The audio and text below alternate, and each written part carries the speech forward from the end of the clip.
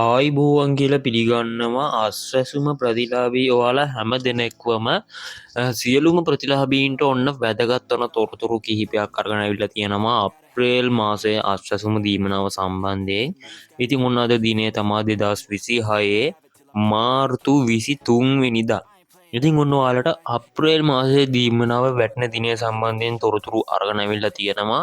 ඉතින් වීඩියෝක අවසානයේත් එක් රැඳී සිටින්න වීඩියෝක අවසානය දක්වාම ඔයාලට සුබ ආරංචියක් සහ මෙන්න මේ විදිහට අප්‍රේල් මාසයේ අස්වැසුම දීමනාව සම්බන්ධයෙන් සහ මාර්තු මාසයේ වැඩිහිටි දීමනාව සම්බන්ධයෙන් තොරතුරු අරගෙන ඇවිල්ලා තියෙනවා.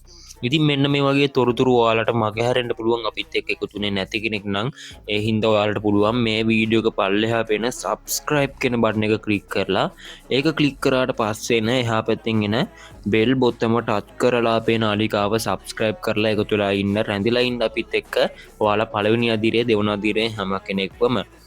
ඉතින් ඔන්න පළවෙනි අදියරේ දෙවන අදියරේ සියලුම ප්‍රතිලාභීන්ට අප්‍රේල් මාසයේ අස්වැසුම දීමනාව කිසිම ගැටලුවක් නැතුව ලබා ගැනීමේ හැකියාවක් තියෙනවා. ඉතින් ගොඩක් කට්ටිය හැව්වා සිංහල හින්දු අලුත් අවුරුද්දට ඒ කියන්නේ මෙන්න මේ අප්‍රේල් මාසේන අලුත් අවුරුද්දට කලින් අපිට මෙන්න මේ විදිහට මුදල් අතට ගන්න පුළුවන් වේද මෙන්න මේක ගැන හොයලා තොරතුරු අරගෙන එන්න කියලා.